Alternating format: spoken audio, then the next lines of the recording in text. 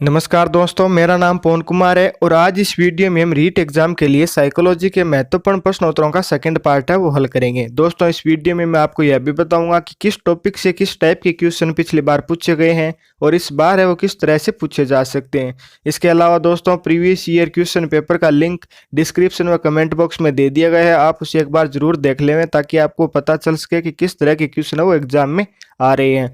दोस्तों हम साइकोलॉजी के अलावा रीट के सभी विषयों के प्रीवियस ईयर पेपर 2020 के लिए मॉडल पेपर भी अपलोड कर रहे हैं, तो आप उन्हें चैनल पर विजिट करके देख सकते हैं। अगर दोस्तों आज का वीडियो आपको पसंद आए तो लाइक व शेयर और हमारे साथ जुड़े रहने के लिए चैनल को सब्सक्राइब जरूर करें। चलिए दोस्तों शुरू करते हैं आज का ये वीडियो। अपना क्वेश्चन फर्स्ट है कि राकेश 5वीं कक्षा का छात्र है और यदि राकेश की वास्तविक आयु है वो है 10 वर्ष और मानसिक आयु है वो कितनी है 14 वर्ष, तो आपको बताना है उसकी बुद्धि लब्धि है IQ है वो कितना होगा। ऑप्शन ए है 120, ऑप्शन बी है 100, ऑप्शन सी है 140, ऑप्शन डी है 75। तो दोस्तों इसके लिए जो सही आंसर हो जाएगा वो हो जाएगा आंसर सी, यानी जो राकेश के जो बुद्धि लब्धि होगी दोस्तों IQ होगा वो कितना हो जाएगा 140 हो जाएगा। दोस्तों IQ निकालने के लिए हम एक सूत्र का उपयोग करते हैं, वो सूत्र इस प्रकार है दोस्तों, बुद्धि लब्धि इक्वल्स होता है किस किस के, मानसिक आयु अपॉन क्या होता है दोस्तों वास्तविक आयु, और मल्टीप्लाई किससे किया जाता है दोस्तों 100 से किया जाता है। दोस्तों आप ये सूत्र है वो याद कर लीजिए कि मानसिक आयु अपॉन वास्तविक आयु और मल्टीप्लाई किससे करते हैं दोस्तों हम 100 से करते हैं। हमें दोस्तों क्वेश्चन में दिया गया है राकेश की जो मानसिक आयु कितनी है वो 14 वर्ष है, वास्तविक आयु कितनी है 10। दोस्तों मल्टीप्लाई किससे करना होता है 100 से, यानी 10 से 10 डिवाइड हो जाएगा तो अपना आंसर कितना आ जाएगा दोस्तों 140। तो यानी राकेश की जो बुद्धि होगी दोस्तों वो कितनी हो जाएगी, बुद्धि लब्धि 140 हो जाएगी। एक और एग्जाम्पल के माध्यम से इसको समझते हैं कि रमेश की जो वास्तविक आयु है वो तो है दोस्तों 5 वर्ष है और जो मानसिक आयु है दोस्तों वो कितनी है 4 वर्ष। तो हमसे पूछा गया कि इसकी बुद्धि लब्धि है वो कितनी होगी। तो दोस्तों बुद्धि लब्धि का सूत्र क्या होता है, मानसिक आयु अपॉन वास्तविक आयु और मल्टीप्लाई किससे करना होता है दोस्तों 100 से करना होता है। तो दोस्तों हम इसको डिवाइड करेंगे 5 से तो ये कितनी बार हो जाएगा 20 से, और 4 से मल्टीप्लाई करने पर दोस्तों ये कितना आएगा 80। यानी दोस्तों रमेश की जो बुद्धि लब्धि लेवल होगा दोस्तों वो कितना होगा 80% होगा। दोस्तों ने बुद्धि लब्धि के आधार पर कई वर्गों के अंदर डिवाइड किया गया है, यानी जिस बालक की बुद्धि लब्धि 140 से अधिक होती है वो बालक क्या होता है प्रतिभाशाली होता है। ठीक है, जैसे राकेश के केस में दोस्तों उसकी बुद्धि लब्धि वो कितनी आई थी 140 आई थी, तो यानी राकेश क्या है प्रतिभाशाली है। ठीक है, सेकंड है कि जिनका जो बुद्धि लब्धि 120 से 139 के मध्य होती है दोस्तों वो प्रखर बुद्धि कहलाती है, और जो 100 से 119 के मध्य जिनकी बुद्धि लब्धि होती है दोस्तों वो क्या कहलाती है तीव्र बुद्धि कहलाती है, और 90 से 109 के मध्य होती है दोस्तों वो क्या कहलाती है सामान्य बुद्धि कहलाती है। वही 80 से 89 के दोस्तों मध्य है तो वो मंद बुद्धि होगी। 70 से 79 के मध्य है दोस्तों वो होगी निर्बल बुद्धि। 50 से 69 के मध्य है दोस्तों वो क्या हो जाएगी मूर्ख बुद्धि। वही दोस्तों 25 से 49 है दोस्तों वो क्या हो जाएगी मूढ़ बुद्धि, और जो 0 से दोस्तों 24 होती है वो दोस्तों कितनी हो जाएगी जड़ बुद्धि के अंदर आएगी। दोस्तों ये अलग अलग बुद्धि के आधार पर दोस्तों इनको अलग अलग मतलब वर्ग के अंदर डिवाइड किया गया। तो आप वीडियो को पॉज करके एक बार इसका स्क्रीनशॉट है वो ले लीजिए। इस क्वेश्चन है दोस्तों आवश्यक रूप से पूछा जाना ही है, यानी हर बार इससे कोई ना कोई क्वेश्चन रिलेटेड है वो आता है। दोस्तों हम देख लेते हैं जो पिछले बार का क्वेश्चन आया था वो किस प्रकार है।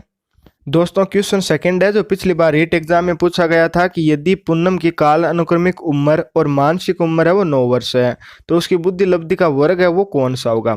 तो दोस्तों इस जो उम्र है वो मानसिक उम्र और वास्तविक उम्र है वो कितनी देर की है दोस्तों 9 ये मानसिक है 9 ही कितनी है वास्तविक है। बुद्धि लब्धि निकालने के लिए दोस्तों मल्टीप्लाई किससे करनी है 100 से। तो दोस्तों 9 से 9 डिवाइड हुआ तो यानी 1, और 1 को 100 से मल्टीप्लाई करते हैं तो यानी 100। तो यानी दोस्तों जो पूनम की बुद्धि लब्धि है दोस्तों वो कितनी हो जाएगी 100।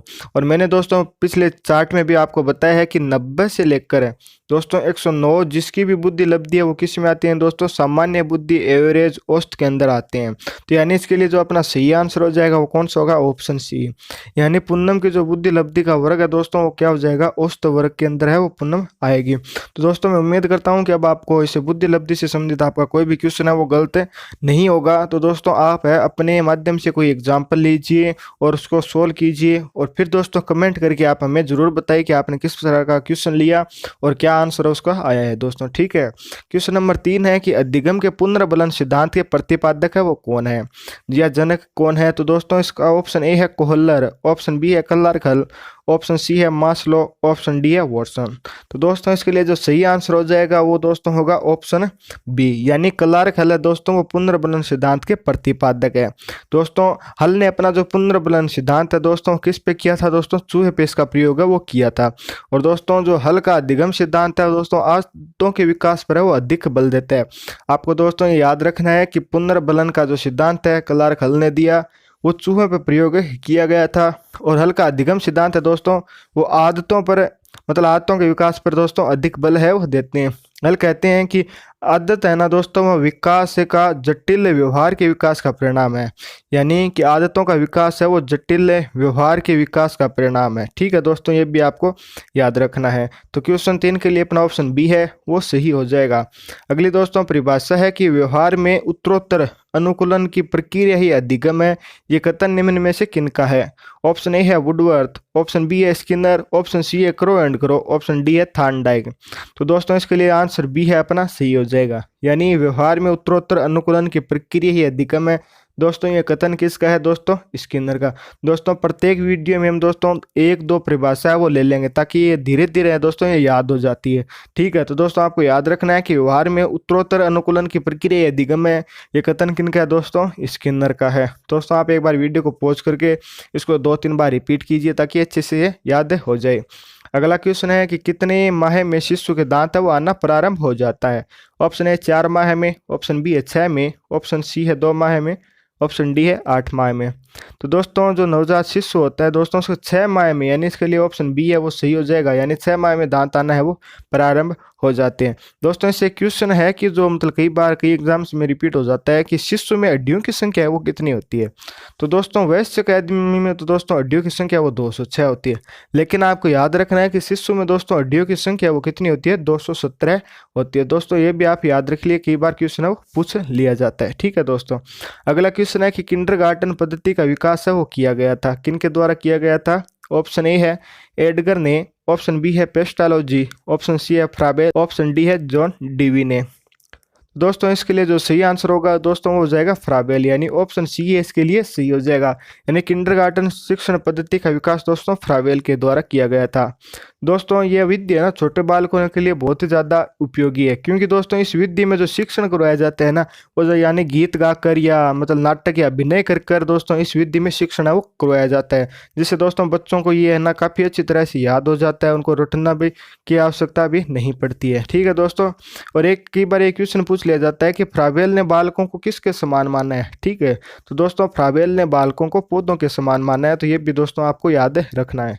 ठीक है, क्वेश्चन 6 के लिए अपना ऑप्शन सी है वो सही हो जाएगा कि किंडरगार्टन शिक्षण पद्धति का विकास है वो फ्राबेल के द्वारा किया गया था।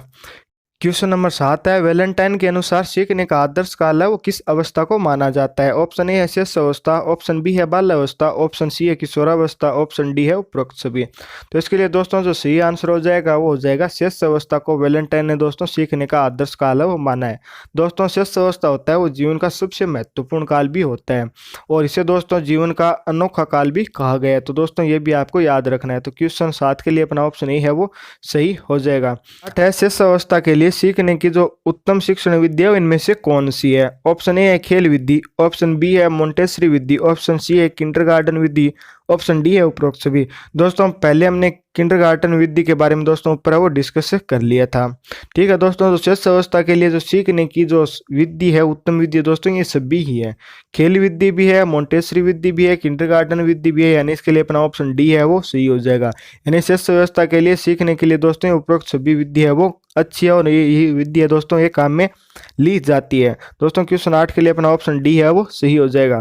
क्वेश्चन नंबर 9 है कि मूल्यांकन क्या है। ऑप्शन ए है केवल मात्रात्मक परीक्षण है, ऑप्शन बी है केवल गुणात्मक परीक्षण है, ऑप्शन सी है उपरोक्त दोनों का कोई सम्मिलित रूप है, या ऑप्शन डी है इनमें से कोई नहीं।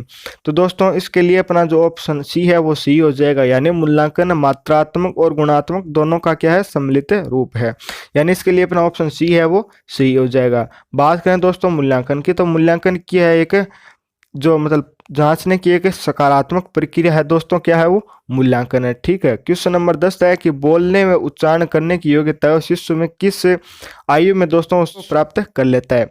ऑप्शन ए है 1 वर्ष, ऑप्शन बी है 3 वर्ष, ऑप्शन सी है 4 वर्ष, ऑप्शन डी है 6 माह तक।